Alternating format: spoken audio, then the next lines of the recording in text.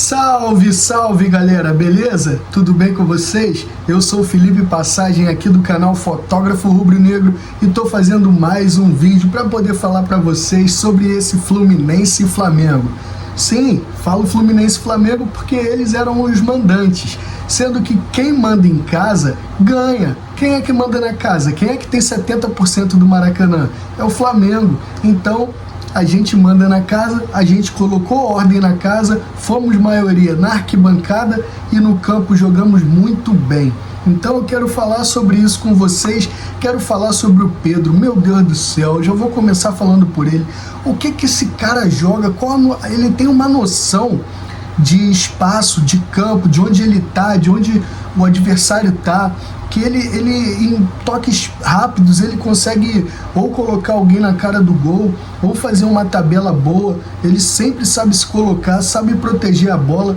Assim, eu acho que no nível aqui do futebol brasileiro ele sobra muito nessas condições, quando ele tá bem, tá querendo, assim. Então o Pedro sobra muito e meteu 2 golaços, principalmente o primeiro, que o Samuel Lino, para quem não viu, eu vou falar mais ou menos, o Fábio sai do gol, chutou a bola, chutou errado lá no meio de campo, o Samuel Lino escora, aí o Pedro tá de costas pro gol, ele domina assim na coxa, já botando pro lado esquerdo dele, assim, pro lado de dentro do campo, e já bate, cara, meio que de costas ainda, de lado assim, e já pega o Fábio voltando totalmente fora do gol, totalmente, não tinha o que fazer assim. Então foi um golaço mesmo, um golaço do Pedro, e de muita inteligência e muita técnica, porque ali tem que pegar certo na bola, tem que ter um tempo certo de bola, e o Pedro fez tudo isso pensando muito rápido. E depois na transmissão do Premiere, eles mediram lá, eu acho que deu 47 metros de distância do gol que o Pedro tava, então não é brincadeira, foi um golaço assim. E o segundo gol, cara, também foi passe do Samuel Lino, e que passe! Samuel Lino também jogou muito bem, um 3 dedos, a gente fala trivela ainda, não sei se vocês falam trivela, aqui na rua a gente falava trivela antigamente, 3 dedos assim, ó, nojento, aquele tapinha nojento assim que até a bola sai com nojo, tirando assim, o Pedro veio chegando, eu gritei antes, gol de peito, porque é claramente aqueles gols de peito que o Pedro tá acostumado a fazer, e não deu outra, ele só escora assim com o peito para dentro do gol, um golaço também, e aí o Flamengo abriu o 2-0, mas antes já podia ter feito mais, e depois também podia ter feito mais. E aí é o que eu fico sempre preocupado, e o meu medo assim é o Flamengo flamengar. Vocês sabem o que eu tô falando. Por quê? Porque apesar do Flamengo estar espetando mais, o Flamengo, eu acho que no final do jogo ainda teve menos posse de bola, tava sempre com menos posse. A última hora que eu dei uma olhada tava 55 Fluminense, 45 Flamengo. Mas o Flamengo chegava mais, o Fluminense ficava tocando mais bola, o Flamengo chegava, pá, vertical pra caramba. E cara, teve gol que o Paquetá perdeu na cara, teve gol que o Plata perdeu, o do Plata então foi assim, perdeu mesmo, gol na cara, ele e o Fábio só, ele tentou de direita, ele podia ter tranquilamente chutado de esquerda ali, que dava pra ele fazer. Depois no final, o Bruno Henrique teve um lance que ele saiu já na frente de todo mundo, só ele e o Fábio, aí driblou o Fábio pro lado e já quis bater, com medo do jogador do Fluminense que estava chegando, e acabou chutando para fora. Teve, pelo menos eu lembro de umas 2 defesaças do Fábio, teve essa do Paquetá que ele abafou, teve também uma no cantinho que ele pegou, e tiveram umas 3 defesaças do Fábio, teve bola na trave do Pedro. Cara, assim, o nome do jogo, os nomes: Samuel Lino, que deu os 2 passes e também jogou muito bem, criou situações, sofreu falta perigosa, e o Pedro também jogou bem. Paquetá também, comeu a bola no meio de campo, foi o dono do meio de campo, apanhou pra caramba, coitado. O Everton Araújo jogou bem. Depois, quando o De La Cruz entrou muito bem. O Alexandro deu uns vacilos já no final ali, não sei se estava cansado, atrasou uma bola errada que foi o gol dos caras, e também logo depois ele perde assim a jogada boba e tal, mas conseguiu recuperar. Mas assim, jogou bem, não fez muita besteira, mas comprometeu, tomamos um gol por causa dele. O Varela do outro lado, pô, como sempre, tá jogando pra caramba, joga muito, muita bola, consciente. Então foi um bom jogo, assim, pelo geral. A dupla de zaga, pô, jogaram muito, Léo Pereira e o Ortiz. Então o Ortiz jogou muita bola. O Ortiz jogou muita bola.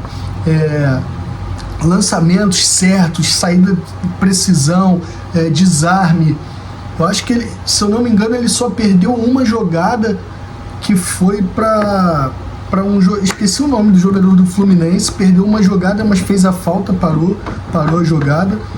E cara, assim, os dois jogaram muito. Aí o Léo Ortiz no finzinho já ficou cheio de cãibra e saiu para entrar o Danilo, que também entrou bem, como sempre. O Danilo é um cara muito confiável. Então o que acontece? Agora com a vitória, o Flamengo vai para a segunda posição com 20 pontos. Deixa eu olhar aqui a tabela certinho, ó. O Palmeiras tem 26 pontos e 11 jogos. O Flamengo tem 20 pontos e 10 jogos.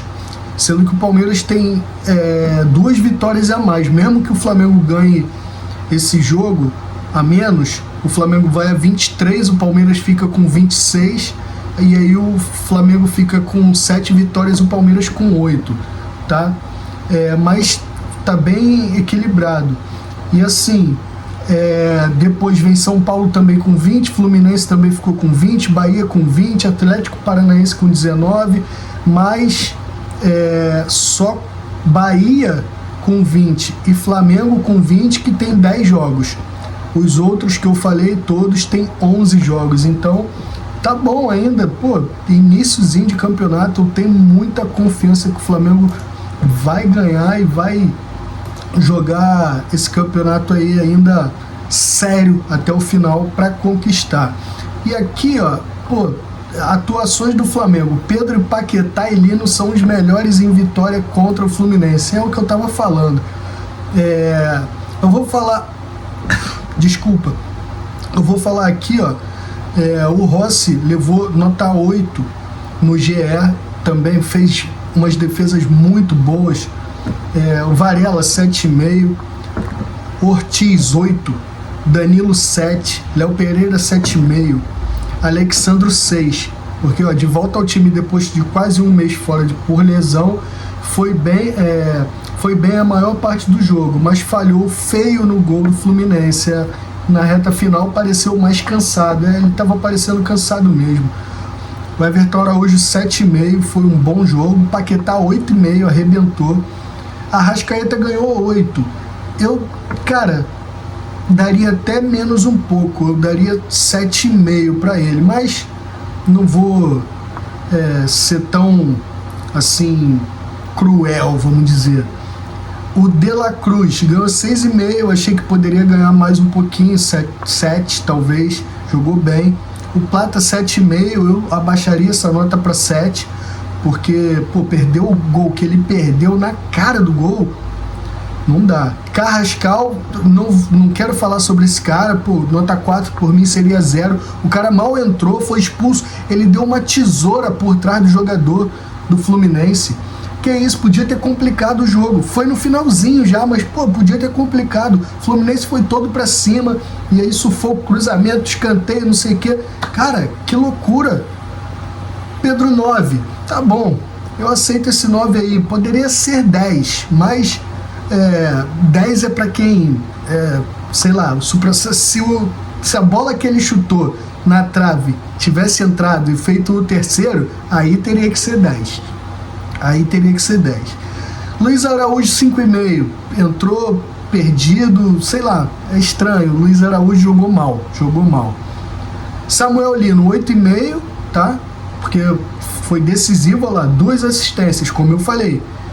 Bruno Henrique jogou bem, tá aqui 6,5, eu daria 7, porque ele fez boa jogada, fez uma pela direita que ele deixa a bola passar, deu aquele drible da vaca sem encostar na bola no jogador, avançou com a bola, cara, o Paquetá tava entrando livre no meio da área, ele ficou com medo, eu acho, de dar aquele passe rasteirinho assim no meio da área pro Paquetá já entrar chapando, aí tentou cruzar no segundo pau pro Carrascal, logo para ele, pro Carrascal, e logo depois disso o Carrascal saiu. E o Leonardo Jardim ganhou a nota 7,5, achei bem, foi bem nas substituições, foi bem já no início do jogo com a equipe que ele escolheu, os caras frescos do outro jogo, em Cusco, descansaram e entraram agora, jogaram bem, todo mundo, cara, assim, numa vitória é difícil você falar mal de alguém, né, mas, assim, o Carrascal eu tenho que meter o pau e, pô, jogou muito mal mesmo, assim. Foi uma das piores atuações que eu vi, porque foi em pouco tempo, ele mal entrou, tocou na bola pra lá, tocou pra cá, teve uma bola lá no ataque que ele fez besteira, perdeu, aí depois, faltinha, não sei o quê, e do nada me dá um carrinho lá no meio do campo, não tinha nada a ver ele fazer aquilo. Não foi um contra-ataque dos caras que ele tinha que matar a jogada, nada. Achei ridículo. E agora, rapaziada, pô, eu quero falar assim, ó, continuar sobre o Pedro, né? Que ele ultrapassou o Gabigol e se tornou o maior artilheiro do Flamengo no século. Com 163 gols, o camisa 9 se isola como o sexto jogador que mais marcou na história do clube rubro-negro. Cara, então é impressionante assim o que o Pedro faz, né? Deixa eu ver aqui só a matéria para ver se tem. Tem. Olha, os artilheiros. O Zico, que nunca vão chegar nele, porque tem 508 gols. Então é um absurdo. O segundo é o Dida, cracaço também, 253 gols. Terceiro, Henrique Frade, com 214 gols. Pirilo, com 209 gols. Romário, 204 gols, e agora Pedro, 163 gols. Ultrapassou já em 2 gols o Gabigol, que tem 161. Depois vem o Jarbas com 151, Bebeto com 150 e Leônidas da Silva com 149, tá? Isso é na história. E do século é o Pedro. O primeiro com 163, depois Gabigol com 161, Bruno Henrique com 111, Arrascaeta com 101. Então, é o que eu falo aqui, a do século, é como o Rei Zico falou, né? A do século, vocês estão querendo apagar minha história. E é verdade, cara, assim, do século, artilheiro do novo Maracanã, tá bom, os outros não existiram, então apaga tudo. Não, pra mim é artilheiro do Flamengo aqui, não tem essa do século, senão eu posso fazer da década, artilheiro do jogo, do dia, foi o cara, foi o Pedro. Pô, aí não dá, né, mano? Vamos ficar picotando as coisas pra poder ficar fazendo matéria, pra ficar fazendo clickbait, não, cara. Deixa os da história, tá bom. E assim, voltando a falar do Pedro, ele saiu depois, foi substituído, saiu aplaudido pra caramba e não me pareceu assim desgastado nem nada, entendeu? Então, além de ter feito um excelente jogo, não saiu que preocupe pro jogo de quinta, vamos dizer, o jogo de quinta-feira pela Libertadores no Maracanã. Não preocupa, porque não saiu com dor, não saiu com nada. Também nem o Léo Ortiz preocupa, porque o Léo Ortiz saiu com cãibra. Não foi contusão, nada assim muscular, foi cãibra. Deu pra ver claramente que ele já tava com cãibra, tentou puxar a perna, aí depois conseguiu ficar um pouquinho, mas não deu, aí foi substituído. Então assim, rapaziada, eu gostei muito do jogo, muito mesmo. Foi um dos que eu mais fiquei empolgado, assim. Assisti até na sala, geralmente eu assisto aqui no quarto. Assisti na sala com minha mãe, foi bem maneiro. Então, eu fiz esse vídeo mesmo porque eu tinha colocado aí no YouTube que eu faria uma live, sendo que eu não acertei fazer essa bendita live, nem pelo computador e nem pelo telefone. Eu não consegui. Eu vou estudar melhor como que faz isso para fazer certinho, tá bom? A próxima aí. E quinta-feira eu vou ao jogo, vou de tribuna de imprensa para fotografar. Tô tentando ver se eu consigo ir pro gramado para fotografar lá do gramado. Então, na sexta, já pela manhã, eu vou editar as fotos, tratar e vou postar lá no Instagram. Vocês sigam lá, por favor. É aqui, ó. Tá aqui. Não sei onde é que fica, né? É tudo ao contrário. Mas eu acho que vai ficar aqui, então. O Instagram, né? @fotógrafo_RN, tá? Aí eu vou postar as fotos lá, talvez algum videozinho, alguma coisa. Se bem que na Libertadores não pode filmar, nem fazer esses videozinhos. Mesmo fora do Maracanã, é um perímetro lá que fica cercado, que não pode, quem não for dos direitos, que não tiver os direitos de transmissão, né? Então, só vou poder fazer as fotos mesmo e divulgar no dia seguinte. Tomara que eu consiga ir pro campo. Nunca fui, é um sonho. Se eu for pro campo, vai ser brabo, que lágrimas vão rolar com certeza. Então, assim, espero que vocês tenham gostado desse vídeo que eu fiz aqui justamente para não deixar ninguém na mão, porque eu queria mesmo era fazer a live para ver vocês comentando, ver vocês falando, interagir, mas não consegui. Vou estudar isso amanhã de manhã para ver como eu consigo fazer a live. E no mais, espero que vocês tenham um bom finzinho de domingão aí. Quem for trabalhar ou estudar amanhã cedo, que vá com Deus. Papai do céu abençoe vocês, tá? Cada um de vocês com sua crença, com sua religião. E no mais, eu volto amanhã no vídeo das 7, depois 14, depois 21, sempre múltiplos de 7, tá bom? Um abraço para todo mundo aí, saudações rubro-negras, tchau, tchau e valeu!